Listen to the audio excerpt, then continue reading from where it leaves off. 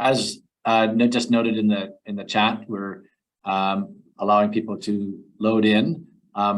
So as that's happening, we're going to run a short video to help announce ULI, the Urban Land Institute's major spring meeting conference that for the first time ever will be in the City of Toronto. If you could run that for me. Thank you.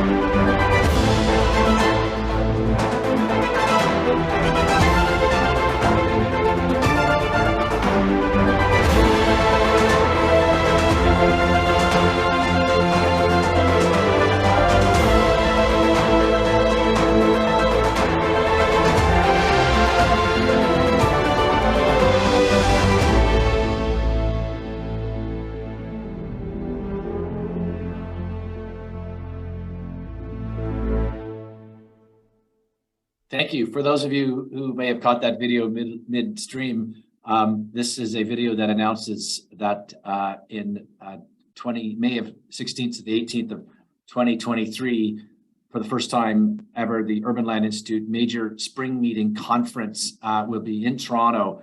And that is your invitation to get involved in any number of ways, including submitting program ideas before the October 7th deadline, which seems very soon, but it is upon us. And that will be shared in the chat. Good afternoon, everybody. My name is Richard Joy, Executive Director of the Urban Land Institute Toronto, ULI Toronto, and I'm pleased to be hosting today's session, Free Cities, the Growing Movement to Make Cities More Joyful, Equitable, and Affordable. Hiding in plain sight are some of the most essential building blocks of a joyful, equitable, and affordable city. But these urban assets that make the city a vibrant habitat for the human spirit are often neglected and inaccessible, or threatened by competing demands of urban growth and prosperity. Are there new ways to protect and foster what we call social purpose real estate? Is it time to embrace the Free City movement? Before we get into this, as always, we'll begin with the land acknowledgement. As a Toronto region-based organization, we acknowledge that the land that we are meeting on virtually is the traditional territory of many nations, including the Mississaugas of the Credit, the Anishinaabe, the Chippewa, the Haudenosaunee, the Wendat people, and is now home to many diverse First Nation, Inuit, and Métis people. We also acknowledge that Toronto is covered by Treaty 13 of with the Mississaugas of the Credit. We are all treaty people. Many of us have come here as settlers, immigrants, and newcomers in this generation and in generations past. ULI stands in solidarity with the Indigenous communities demanding action and accountability for the ongoing legacy of the residential school system. We also acknowledge and honor those who've come here involuntarily, particularly descendants from those who were brought here through enslavement. To better understand the meaning behind this land acknowledgement, we recommend 4 programs that we will have uploaded to YouTube and will make available in the chat for future viewing. Today's event and all other ULI program would simply not be possible without the support of ULI's annual sponsors. We'd like to thank all the sponsors for that support. Now, more than ever, ULI relies on the support of our sponsors to put on high quality programs to drive our mission to shape the future of the built environment for transformative impact in communities locally and worldwide. To all of our sponsors, we say thank you. Next one, and just quickly put a plug in for our soon to be 7th annual Curtner Urban Leadership Program, which is designed to challenge multidisciplinary emerging industry leaders, mid-career professionals to work with communities and with each other to advance responsible, transformative, and positive city building. The program has had a deadline extension to Friday, September the 23rd, so that's coming soon. And it very strongly relates to today's program, which is partly why I'm also putting a plug into it. If you are a mid-career professional or know one, or perhaps have one working in your company that might be interested in what is an amazing networking and city building exercise running from about October through to May of next year, 1 day a month, please take note of the link and we would be very, very happy to entertain your application. Lastly, onward. It is now my pleasure to introduce today's moderator. I couldn't be more thrilled and honored to have Ken Greenberg, principal at Greenberg Consultants, take the helm from here on in. It's a packed agenda, so we may not have time to get to questions and answers from the audience, but we'd still encourage you to submit them nonetheless. These will very likely inform future programming, including that Curtner Urban Leadership Program that I just mentioned. So please actively put in your questions or vote up the questions you see best. We'd appreciate them. We may have time to get to 1 or 2 of them. But with that, Ken, I'll ask you to take over.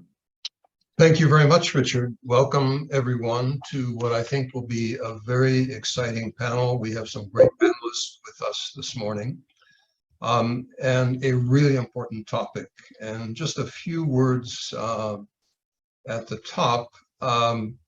First, a disclaimer. When we talk about free city, we are absolutely not using the term free in the sense of libertarianism, as is currently seen in much of our political dialogue. What we're talking about is, how do you take the measure of a city in a different way? What can you do in the city for free or for almost free? And how can the city be experienced that way? A couple of terms come to mind.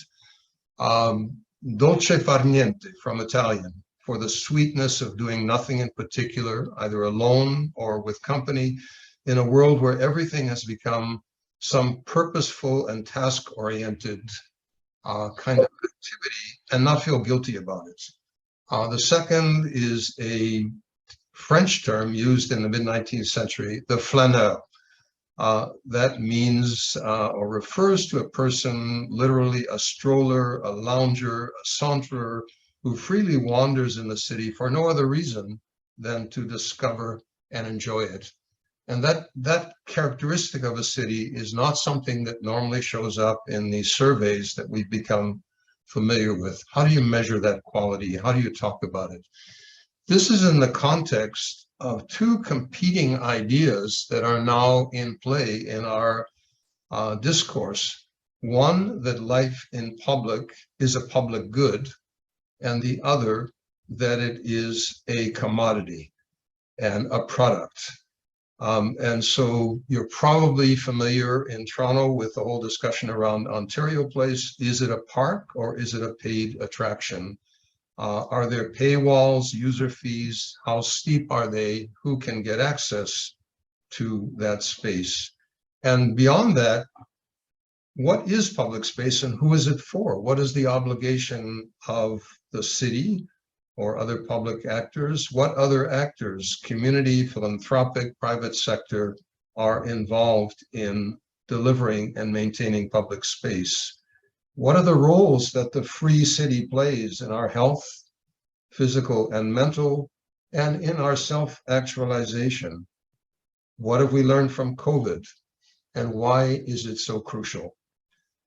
On the panel today, we have Perry King, the author of Rebound, Alana Altman, the co-executive director of the Bentway, Scott Higgins, one of the authors of the Joy Experiments and a developer, Jordana Wright, the managing director of Activate Space Churches, Leah Houston, the executive director of Maribel Arts Parks, and finally, Paul Kalbfleisch, principal consultant and co-author of the Joy Experiments. So I'm going to go right to our panel. Their bios are available on the chat. And Perry, I'm going to start with you. Hey, Ken, how you doing? Great. I really, really resonated with your book, enjoyed it tremendously. Your chapter 1 jumps right in, why sports matter and what they mean for the free city. So can you tell us what you meant by that and what you were trying to get across? Sure. And I hope everyone is having a really good day. This is going to be a great conversation. And I know that when folks pick up the book and understand the serpentine path that it takes from beginning to end, I think they'll get an idea. So I wanted to write a sports book that went beyond maybe what the pros talk about and wanted to take it back to communities, because ultimately I think pro athletes come from communities. They come from somewhere, they begin somewhere. And then by extension, communities come from somewhere and they function in a certain way. And I really wanted to get a better understanding of what sports means, or what sports can mean on this local level. And it kind of ties into a lot of the bullet points here. So basically, sports do several things. They do a lot of things, and I think a lot of people will have a definition on why they do matter. But I do wind it down in several points that I think will carry the discussion today. The biggest thing that sports can do, and it's demonstrated in chapter 1 of this book, is that it brings people together. It's intergenerational. It's from different walks of life, different cultures. And I think there's something really special that I don't think I see in other areas as often as I do, especially with built form in our cities, especially in playgrounds and other spaces. But I think bringing people together is the most essential thing here. You know, it facilitates conversation. You socialize, you talk about things that you otherwise wouldn't.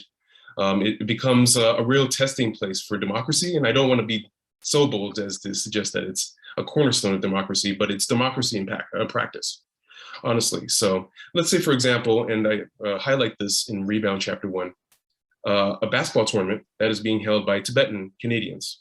And if you know any background or the historical background on Tibetans coming to Canada, they came in different capacities, mainly as refugees. And I grew up in South Parkdale. So I think seeing Tibetan life come to life on Queen Street West and on the side streets was a really interesting kind of story to kind of bring in to begin this journey that is Rebound. And I found that in this tournament, in this basketball tournament that many Tibetan Canadians have been organizing at this local community center called Mazur Cowan Community Center, which around the corner from Murray, I grew up pretty much.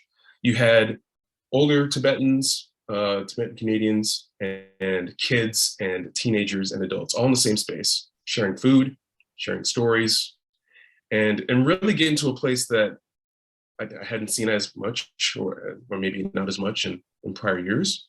It's something that we can take up later in the conversation about how we come together as a city or as a community. But I think there was something special to note there. They brought people together. The second point I wanted to raise about why it matters is that it activates a space. And I don't want to take a phrase from Jordana as she talks about her part of the conversation, but you have communities, you have people that live in neighborhoods, you have parents, families, coaches, different elements, folks, different factions of people taking up space. Informal spaces like community centers, libraries, they don't have to be sports, but they can be something with respect to how we engage with public space. And I wanted to take public space up just in a moment. But taking up formal and informal spaces, parking lots, on the street, whether it's Active TO, which is something that was undertaken by the city of Toronto during the pandemic, and it closed down some streets here for active play, which was so essentially important.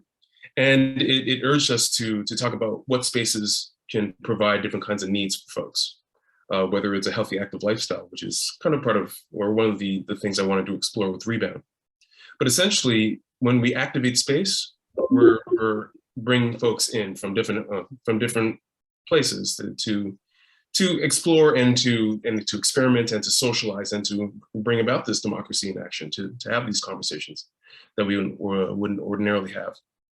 And I think a part of having people come together and have these spaces activated, another part of why this matters so much, or why sports can matter and why spaces like these can matter, is to encourage growth. And I'm talking about leadership and mentorship. And I'm talking about really urging cornerstones of ways of action. I'm not talking necessarily about activism, but it certainly does count here. For example, in the book, I talk about how folks can come together and create a charter of play. And the background is that a lot of folks abroad, and I'm going to use Finland as an example, I believe, where they wanted to establish standards for folks to be active and to set safety standards and set active standards for children as they continue to build healthy, active lifestyles. And that would integrate into sports systems across their country. So if we're talking about the potential for free cities, and the concept of free cities here really syncs well with what Rebound wanted to explore. A growing movement to make cities more joyful and equitable, affordable. I think Rebound's conversation is exactly about this. It's about engaging with the city in new ways in order to bring about better ways to live in it. And one thing that I wanted to raise is that, I think a lot of folks were wondering why it's called Rebound. Exactly, we live in a time where we're kind of trying to answer the question about how we respond. That is, how we rebound from the situation that we've been in, and how we respond to ongoing crises, perpetual ones that happen, more broadly, globally, but have more local impacts, and how we respond as communities, as families, as groups of people looking to find answers. And when things have become so complicated, we can actually find ways locally to implement this action and create a network of local action that not just better addresses these problems, but addresses a lot of things in cities that I find that we're having difficulty kind of managing.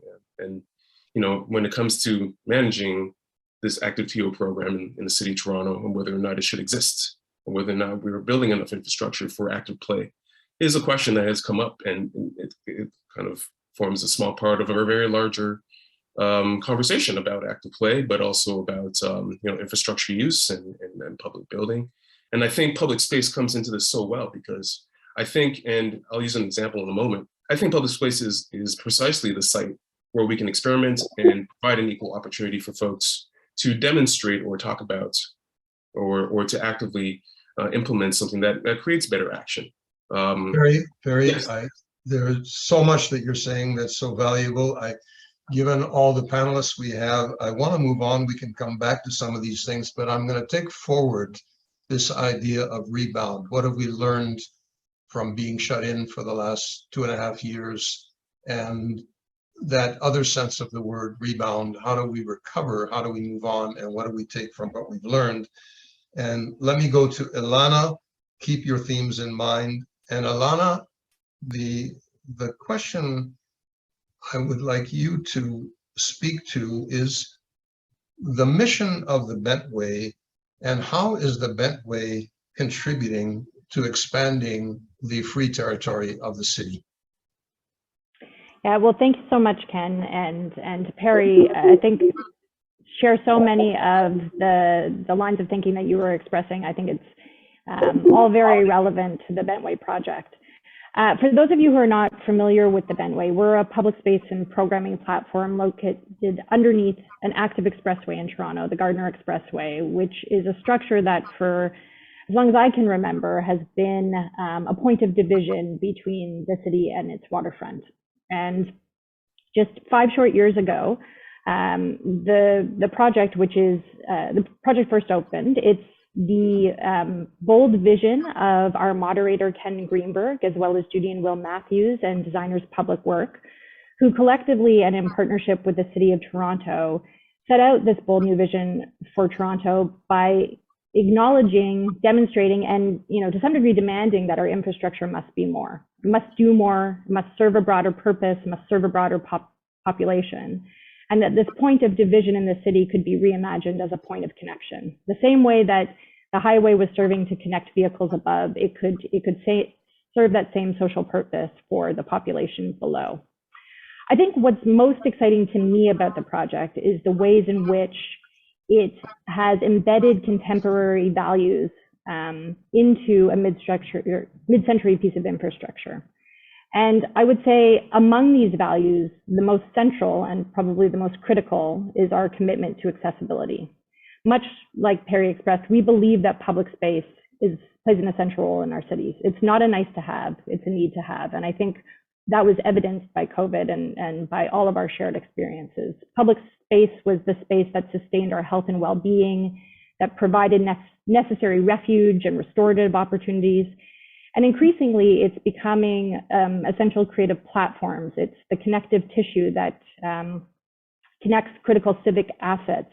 It's where our city converges.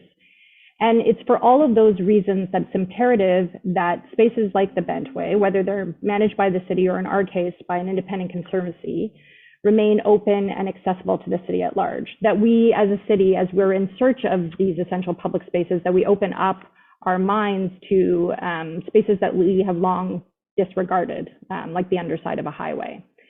I think the point that I want to stress in these opening remarks is that though financial accessibility is paramount, what we have quickly learned is that being free is a starting point and not an end point, and not a guarantee of accessibility. And to be truly accessible requires an ongoing commitment to the communities that you're working with. And for us, it has meant a series of questions that we've continually posed to ourselves that lead to very deliberate decisions. How do we create space that's wholly integrated with its surroundings? How do we reject defensive architecture tactics? How do we signal an open invitation to all the various communities who use our space? Really importantly, it's very essential questions about governance. How do you create a governance model that's enabling rather than restrictive? And how do we balance the necessity for oversight and public safety with our accessibility goals? And then from a programming perspective, beyond removing financial barriers, how do we make sure that people see themselves represented in the space and the programs that we're offered? Because that I think is really the critical ingredient to making people feel welcome and making people feel included. Ilana, the images that you've put on the screen are so powerful, and they demonstrate the Bentway's commitment to keeping things relatively free, highly accessible. This is a really challenging thing to do, as I know well, and you are certainly dealing with every day. And I think one of the things we want to bring into the discussion later is how can this model be replicated elsewhere? How can we find more of these great spaces that are literally hiding in plain sight? Scott, I'm now going to move to you.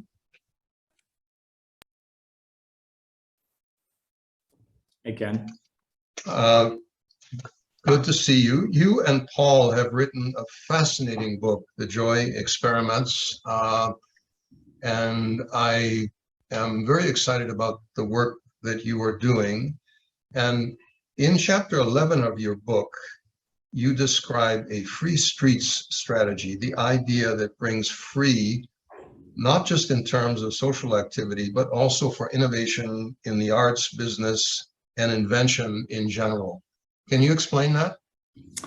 Yeah, thanks for having me on today. And I think the Bentway Project probably started us down a little bit of a path here. I run a large development company based in Southern Ontario.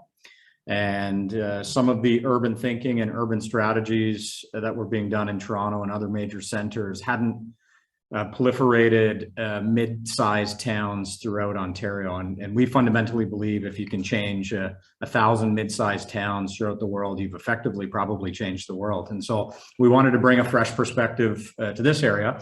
And this is home. So I've got a couple of kids, and so we spend our days in public realm, and we know some of the lacking investments that have not been made in mid-sized jurisdictions.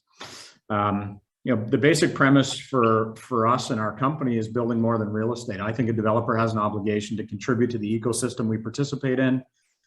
There's not an ecosystem in nature where you can take from it constantly without adding to it that survives. And so I think I like to say the greatest irony that I've found is people love their cities and they hate developers, but perhaps that's not an irony. Maybe we just have to do a better job of participating within building the fabric of community beyond bedrooms in the sky and private amenity spaces. So we started to consider what is free for a city and the need for localism, the need for unique and independent cultures within neighborhoods and within cities, and what are the best tools to create that. So at the starting gate, we simply said Soho had a cool vibe, Detroit had a good vibe. Why did these places have such unique neighborhoods? And it was generally around cost effectiveness. They were cheap, they were free, and as a result, they opened their doors to as many people could participate, be it a social enterprise, be it a small business owner that had something unique to offer. And really over the last 10 or 15 years, things became very expensive. Gentrification was real in development. The small business owners' rents were quite high. Fundamentally, the retail fabric was changing to less shopping downtown and more experiences. And then you had a proliferation of national or multinational tenancies because they were the only ones that could afford the rents. And that was devoiding cities of any uniqueness or culture because it became a chain and a chain and a chain and a chain. And so we started to look at, I think innovation comes from just a different perspective and remixing the bits that already exist. So we went into our own projects and said, how do we make our streets free? Because we think we should have a lot more free space, both in public realm and in the type of commercial spaces. And I think there's a lot of planners on the call that'll understand street activation as a planning policy. And 20, 25 years ago, we thought that mandating CRU or retail space in the ground floor of residential podiums was the means to activate a street. But what COVID taught us and what the shift to online commerce taught us is perhaps we need less, more expensive retail that sits empty, because an empty storefront with a for lease sign or an out of business sign sterilizes your street and doesn't add to your street. And so is there a way to make that cheap and free? The other mistake I thought we were making is, as a result of the planning policy to put CRU on the street, we were also mandating more and more amenity spaces in the buildings we were building, whether that we thought that was a marketing trend and people wanted to live in a condo with more amenity spaces, or whether it was a planning trend to make sure that we planned for amenity spaces. We were building tens of thousands of square feet of private amenity space in the sky. And in my view, that organization of space led to a really negative impact of, is the neighborhood your amenity or is the building your amenity? Do you go outside and engage with your neighbors in a small business or a gymnasium? Or do you have a private coffee shop and a private gym in your own building to which you're not even participating in the neighborhood? And I think our planning policies led us down a path that had the opposite effect of street activation. So we started a trend called Free Streets in our projects, where we lobbied the city to allow us to move the amenity space from an upper level down to the ground plane and effectively give it away for free. Because if you think of an amenity space in the building, that's 10, 20, 30,000 feet of free space. And on the slide, you'll see the bottom image. How many of these amenity rooms exist in the city of Toronto that are underutilized, that don't add anything to the urban fabric, and in fact, encourage residents not to participate in the urban fabric of your city? If we took that same investment as a developer and I gave it to a small business, I gave it to a cultural center, I gave it to the arts community, I gave it to a social enterprise, I'm already creating that space for free. I'm paying to fit it out, and I'm burdening the residents of the building who don't use the space to pay for it. And in turn, I'm building CRU retail on the ground floor that I'm charging $40-something a foot for, that no small business can afford, and it doesn't add anything to a diverse and cultural urban fabric. What if we just swapped the positions of those and put that amenity space on the ground plane and entered into a 20, 30, 50-year free lease? Could we manufacture free streets? And if we did that, could we encourage neighborhoods as your amenities, not building as your amenities? And if we did that in 50 buildings in Toronto, imagine the uniqueness of the opportunity at a street level to provide free space, and doesn't cost the developer anything, doesn't cost the community anything. It's just simply a reshuffling of the investment already being made to get to an outcome. And if we could combine those areas with free public realm, and we're really keen on that as well, Ken, that's the best of both worlds, because then you get an engaging street presence and public realm within the neighborhood tied to space that can actually then be utilized and activated inside. Now all of a sudden you can get into quite an interesting neighborhood.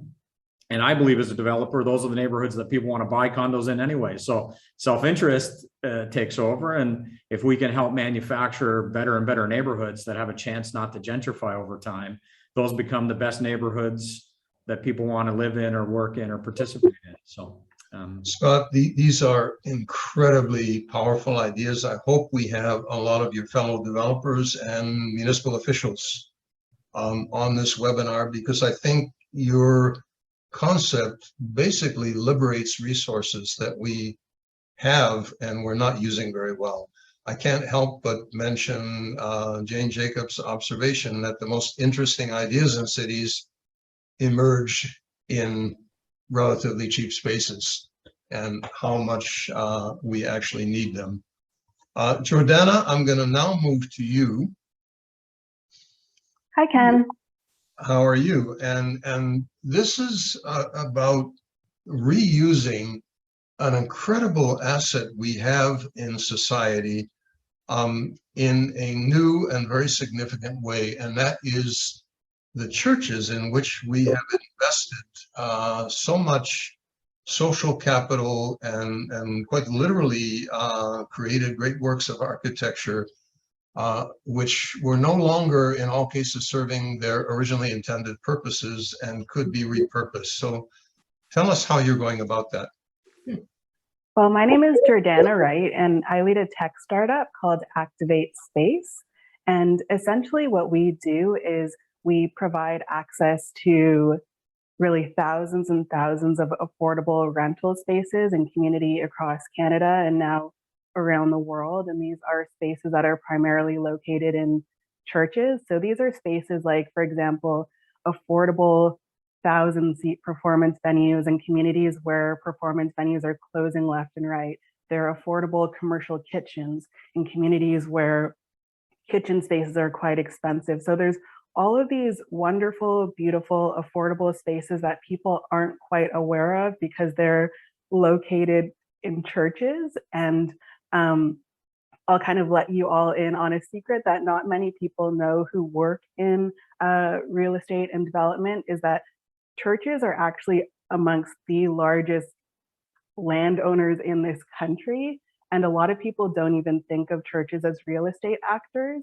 So if you are someone who works in real estate or development, and you're kind of thinking like, why should I care about what churches are up to? It's because you're leaving a lot on the table in terms of your own impact in city building, your own engagement with city building, if you have no idea what one of the largest landowners in this country is doing. So I'd encourage you all to get engaged with issues that pertain to churches and what they're doing, and visit the website that Philmina's just put in the chat to kind of get a sense of what these spaces look like and what it is, the work that we're doing. So I just want you all to kind of put yourself in the position of like a young person in the city, maybe a young artist, an emerging musician, and you're looking for like a large performance venue to help fuel your career and fuel the local art scene. Where would you go that you could kind of afford a large performance venue to contribute to the local vibrancy of the community and the local art scene? There are very few places where you can access spaces like that, but churches, there are some that are as low as like $20 an hour for spaces that are just architecturally stunning, incredible, beautiful. Or if you're someone who's like an emerging restaurant entrepreneur in the city and you want to start a food business, it's very difficult as someone starting out to like lock into a multi-year commercial lease for a restaurant space, but you can access an affordable commercial kitchen within a church. And there are churches all around the city who have these spaces available, but not many people know about them. Or if you're someone who's a young person, you're looking for rec space in your community where you can get together and play and just be in a space of joy with your friends, where do you go? You may be in a city, in a community where the only available space is like an expensive, I don't know, private gym, like a Good Life Fitness. Churches have affordable recreation facilities. There are churches that I work with that have bowling alleys inside their buildings that people don't know about. They have massive basketball courts, all kinds of wonderful facilities. And so what Activate Space really focuses on, at least right now, is to highlight for people where those facilities are located in their own local neighborhood, because there are churches that you may walk by every day on your way to work or just in your own neighborhood, and you don't realize that within that building is a commercial kitchen you can access, is a large performance venue where you can hold community meetings, is a rec facility, a large green space that you can help activate. There's churches with massive parking lots that are trying to do all sorts of exciting activations for their local community. So one thing that I'm hoping that you all will keep in mind now that you're more aware of this work that Activate Space is doing is just think about ways that you can join in and support churches that are looking to activate this really large portfolio all across Canada to help contribute to the vibrancy of their local community. So if this is something that you're interested in as a city builder, I'm sure we'll get more into this as the event continues, but I would encourage you to get in touch. My email's up on the slide. This is a very, very massive undertaking with large implications for cities like Toronto. I mean, think about a space that you love that is an activated space in this community. Like think about the Bentway. This is 3,000 Bentways that we're talking about, that we're working with right now. So that's the scale and the size of this impact. So do get in touch if you're interested in this sort of work and working more with churches and learning about these spaces. Or if you are someone who's a city builder who has ideas around how you can use tech and apps like Activate Spaces app to highlight affordable spaces in local communities to enhance your work right now. Like those are two things I'm really big on, is expanding access to affordable space and then also using tech within the problem space of city building and real estate. I'm sure we all see little gaps in the ways that we do things that can be enhanced by apps and tech tools. So yeah, those are two things that I'm very, very passionate about, and I'd encourage you all to learn more about opportunities with churches. So thank you so much, Jordana. I think your reference to these indoor bentways is something that I was thinking about as well. What I love about this is the most significant thing we can do from the standpoint of sustainability is to use the resources that we already have for new purposes. And this is a magnificent example. Leah, I will now turn to you. And I can. Good to have you. You're doing amazing work through Maybell in a local neighborhood park and adding a whole new dimension to the role it plays in people's lives. So tell us how that's working. Oh, sure. Well, hi, everybody. Hello, audience. We can't see you, but I know you're there. Thanks so much, ULI, for having me, and lovely to be here. Maybell Park, oh, what a jewel of a place. Nestled in the center of a high-density tower community, predominantly Toronto community housing, launch pad for landed immigrants and refugees building new lives in Canada. Incredibly tightly knit community where, you know, kids run around all day, older cousins taking care of younger cousins. And this is the context through which Maybell Arts was born. We're an arts organization, but very early on, we got excited about the park as a place that was both very intriguing and also quite neglected. Owned by Toronto Community Housing, a thoroughfare for the community to get to school and work. And so in the early days, myself and some other artists started offering activities out there just to see what was possible.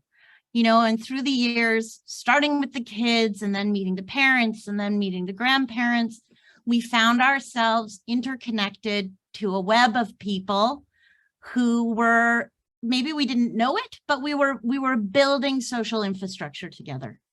And that social infrastructure was going to prove to be incredibly important.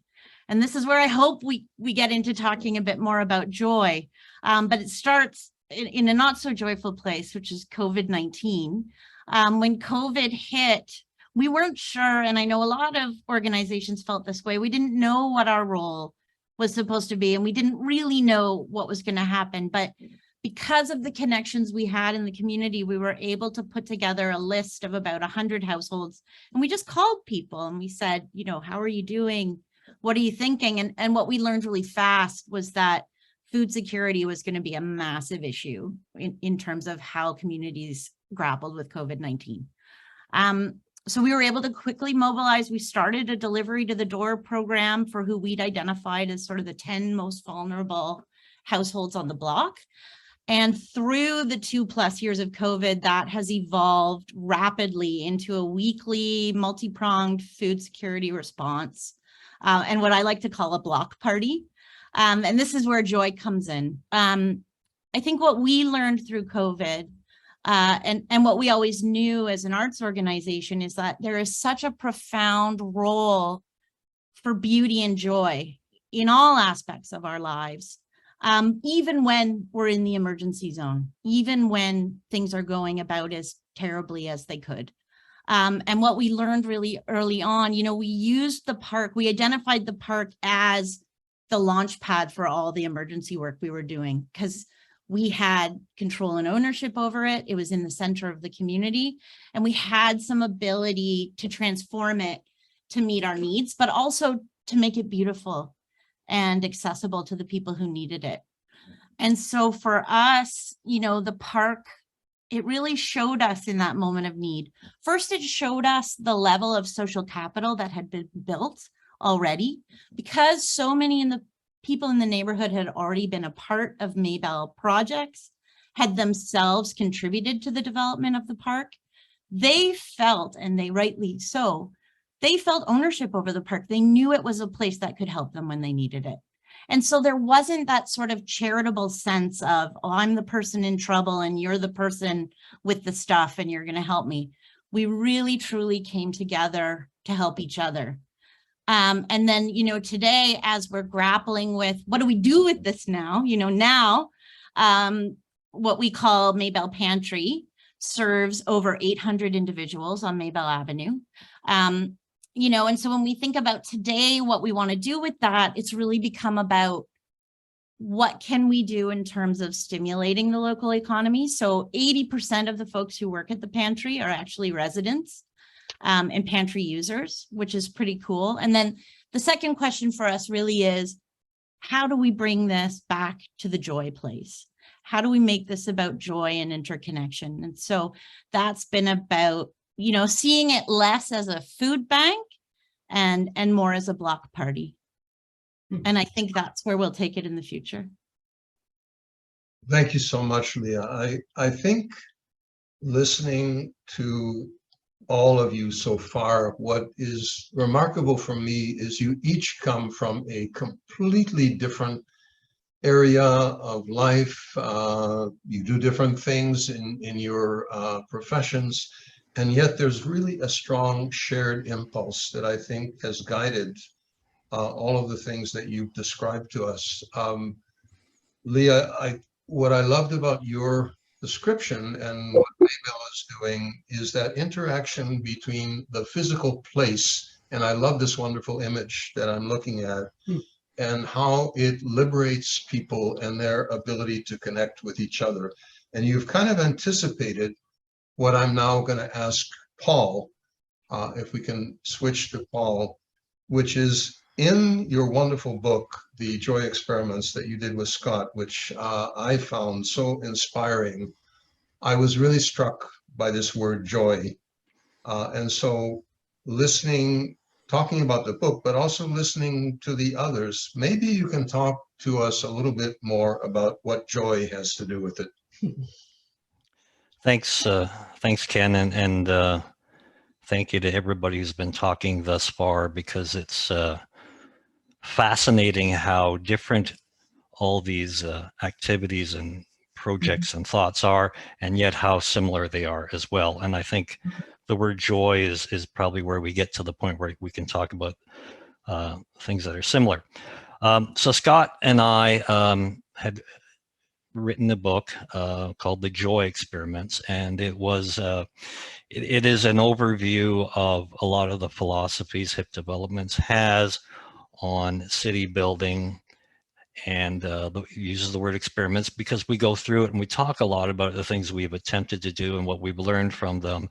And the goal of the book was to start a new conversation about city building that sort of focuses a lot on the things that everyone's hearing today. But as we were working on it, the word joy kept coming up as the city building goal we had in mind. And part of the reason why the word joy came up is because it's kind of an audacious word to throw out as sort of a city building goal. But Scott has a way of being sort of positively audacious, and it sort of crept into the book. But it wasn't as if we had a precise definition of it at first, other than it felt like a clear antithesis of the objectives most cities have when they're planning on doing pretty much anything. But as we worked on the book further, our definition did start to evolve, and it started to evolve in a way that really underlines everything you're hearing today. And that means that, joy comes from being connected to other people and other things. It's a moment where you feel you're outside your own mind, and you're involved with other people. It comes from that spontaneity of interacting with something that's not just you, and the feeling that your life can be bigger and richer as a result of that interaction. The word joy that you see up on the screen right now is the design that covers our book, but it really wasn't just sort of a random thing. We love the idea of the O being that thing that embraces the other two letters, and really does sort of underline that idea that joy is really about connection. And joy doesn't necessarily have to mean happy dancing and sunshine, as illustrated with the Maybell work. Joy comes from coming together perhaps in a moment of crisis, but feeling like you are connected to something, feeling like your life is bigger and richer. Joy suddenly swells out of the sudden realization that you're just not alone anymore. Even if that thing that you're connected to is just sort of a universal feeling, the collaborative sharing of ideas and talent, or even just strangers laughing together. Those are our moments of joy. And I stress the idea of, collaborative sharing of ideas, because that's what drives innovation in the arts. That just drives innovation in business, and most cities now are running on the innovation economy. And so cities need to sort of start to figure out how can they structure themselves so that they can align with this idea of this is a city built for collaboration. And when we consider that we are in a social decline or social recession with our divided societies, these moments of communal joy are critical to mental health. They're critical to our quality of lives. And as Perry sort of touched on, perhaps it's critical to our sense of democracy. I don't think it's too outlandish to say that where are we going to start putting society back together? It's probably going to be on the streets of cities, and it's probably going to be in the form of play. Play is a pretty complex social activity. I certainly don't think it's going to happen on social media or national political parties, both of which are designed to divide us. And I doubt that it'll come from Davos, Switzerland. It's going to come from the stuff that we're talking about here today. So knowing that, this is important, city builders need to acknowledge that we don't really have a lot of those communal spaces that we once had, such as corner stores, pool halls, bowling alleys, bustling main streets with shops, or even that sort of late night FM DJ that everyone listened to all at the same time. Our cities really do need these new forms of infrastructure to replace those moments of the past.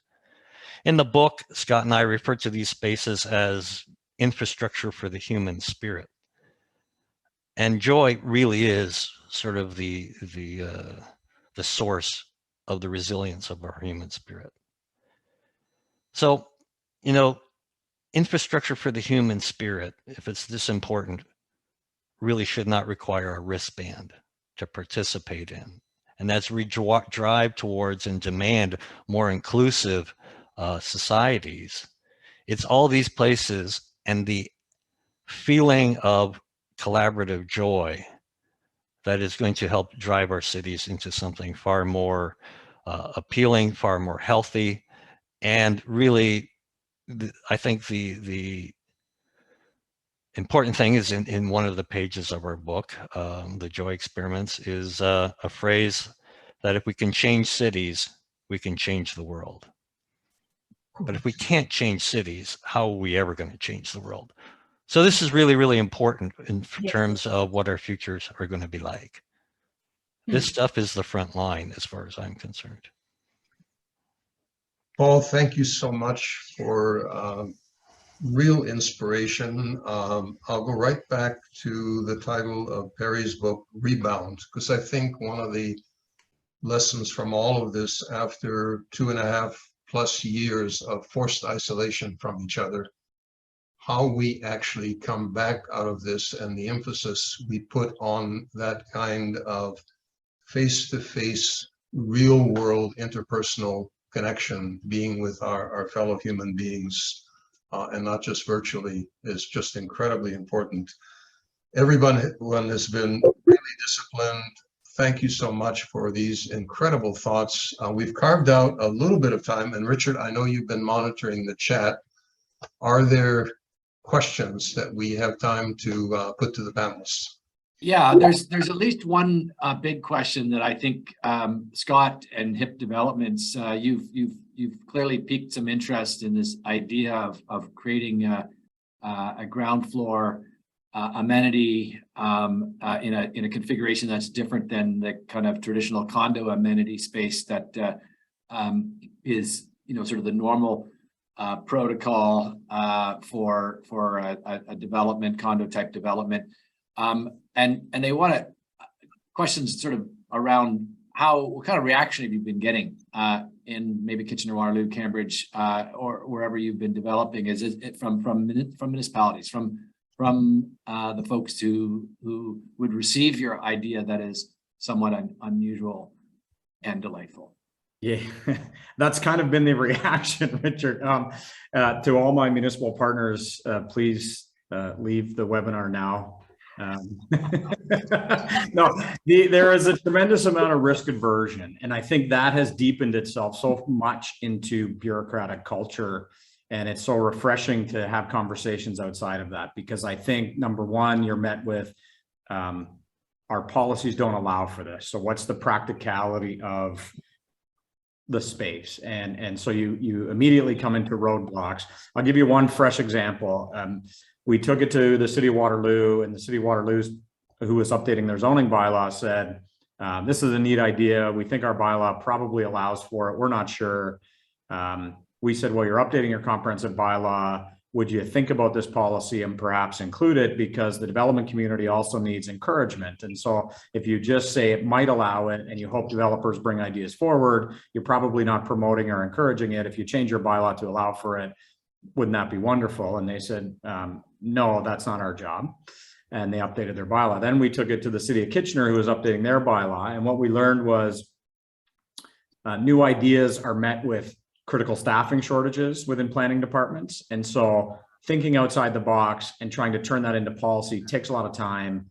They didn't have that level of time from a resource allocation point of view. So we hired an outside planning firm to actually write all of the policy change that would be required within their comprehensive zoning bylaw to actually allow for this to happen. So we spent about 10 or 15,000 and did the work for them and made that as a public submission to the zoning bylaw to say, here's all the changes you need to make. We did the work for you, none of which was implemented in their bylaw. So, so we did it anyways in our projects, but I think it's an important conversation to start, because it is a very simple apparatus that will not be met with resistance from anyone because it is simply a utilization model. It's taking money that was otherwise being spent and doing something else with it.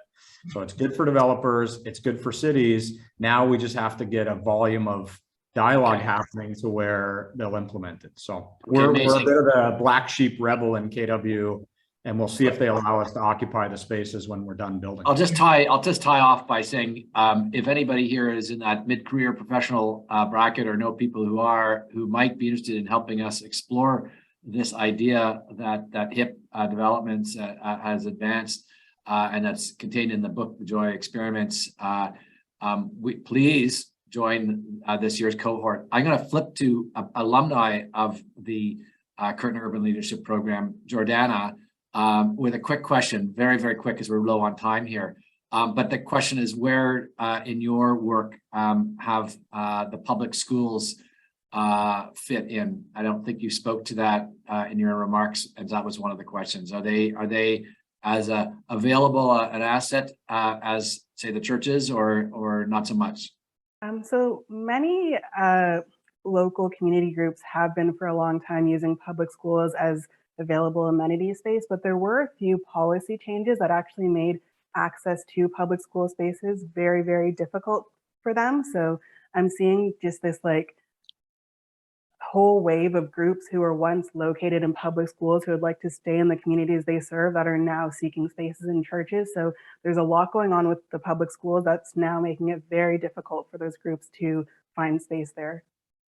Okay, thanks for the quick answer. Listen, a very quick one, Perry. I know you had more to say, and you spoke first, but really quickly, my question from me: are you seeing some of the ideas of the informal spaces that you've illuminated in your book that have become such critical infrastructure to the informal sports world in our city? Are you seeing that sensibility reflected in larger scale developments, at Regent Park or the Golden Mile, or any of these things that you monitor in your work as a journalist? Well, it's definitely been the tradition of the city of Toronto for groups to come together and take up guerrilla space. Maybe I'll use that term. But, despite the encouragement of communities to activate spaces that are publicly available, sometimes we just got to take it up anyway because of the resistance by institutions to adjust or to bring policies that encourage them to use these spaces. I think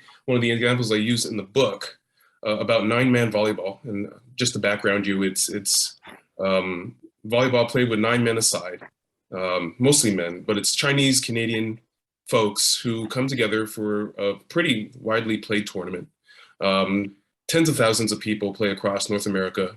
The city of Toronto-based teams have been very good. And, they've had no choice but to use these spaces. I think I use Kensington Market and some spaces and some playgrounds in that part of the city as an example of the spaces that they would use.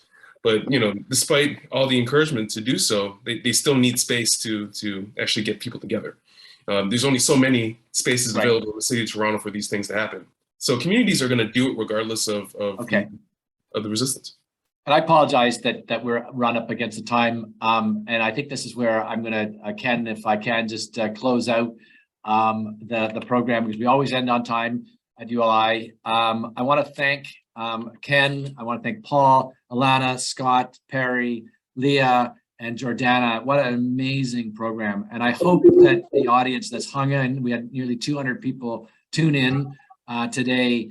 I hope a few of you have got some inspiration and maybe some appetite to dig into these ideas with us through this Curtner Urban Leadership Program that I've plugged now for the 3rd time. And also just to flag for you some amazing upcoming programming, a big economic analysis focused program next Monday, some prop tech, some tours, and a prop tech sort of a mini symposium. Lots going on at ULI as always, and some of it's free. So we look forward to seeing you again in the very near future. And with that, I'll sign off and say have a great day. Bye-bye.